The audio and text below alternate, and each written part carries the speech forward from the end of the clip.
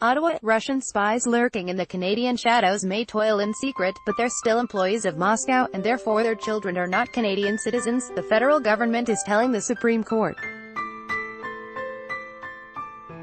In a newly filed court submission, the government argues the Toronto-born son of Russian intelligence agents should be denied Canadian citizenship, the same exception that applies to any child born in Canada, to a foreign diplomat. Brothers Alexander Vavilov, left, and Timothy in January 2014.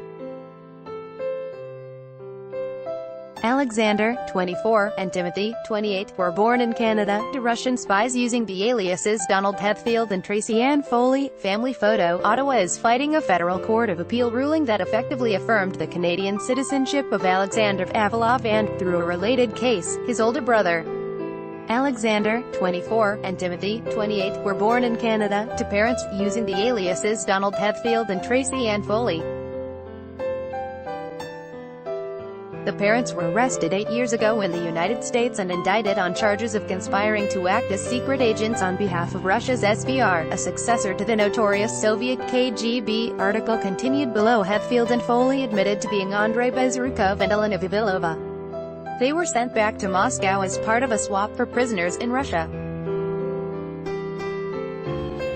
Alexander, who finished high school in Russia, changed his surname to Vavilov on the advice of Canadian officials in the bid to obtain a Canadian passport.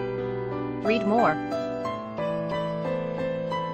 Toronto-born son of Russian spies fights for Canadian citizenship. Second son of Russian spies wins legal battle over Canadian citizenship. Feds appeal ruling that handed Canadian citizenship back to Toronto-born son of Russian spies, but he ran into a snag at the passport office, and in August 2014, the citizenship registrar said the government no longer recognized him as a Canadian citizen. Article continued below. The registrar said his parents were employees of a foreign government at the time of his birth, making him ineligible for citizenship. The Federal Court of Canada upheld the decision. But in June 2017, the appeal court set aside the ruling and quashed the registrar's decision.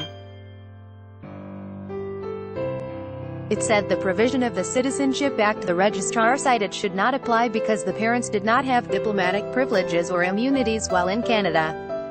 Share your thoughts on the strength of the ruling. Alexander has since been able to renew his Canadian passport and he hopes to live and work in Canada, calling his relationship with the country a cornerstone of his identity. Although it involves the same central issue, Timothy's case proceeded separately through the courts.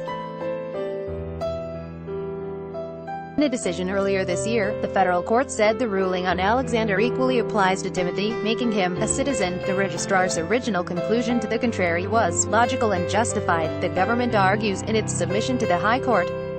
The parents' purpose for being in Canada was akin to that of other employees of a foreign government. They were dedicated to serving their home country, except in their case, the employment was carried out clandestinely. The broadly worded formulation of the provision seeks to treat the children of all employees in Canada of foreign governments in the same fashion, regardless of whether they are the children of diplomats, consular officials or spies. The submission says the registrar's interpretation was reasonable and no convincing analysis has been put forward to show that it was unreasonable. The decision was justified, transparent and intelligible. The Supreme Court is expected to hear the case in early December in tandem with appeals by Bell Canada and the National Football League over whether Canadian viewers can watch American TV commercials during the Super Bowl game. The disparate topics pose common questions about the nature and scope of judicial review of administrative actions. In its submission on the Vavilov case, the government argues the courts should take a deferential approach when reviewing administrative decisions like that of the Registrar of Citizenship, with only very limited exceptions. Alexander Vavilov has not yet submitted arguments to the court. Lawyer Hadait Nizami, who represents the brothers, has said the federal rationale leads down an absurd and purposeless path and that accepting the government's position would result in uncertainty about an individual's fundamental right to citizenship.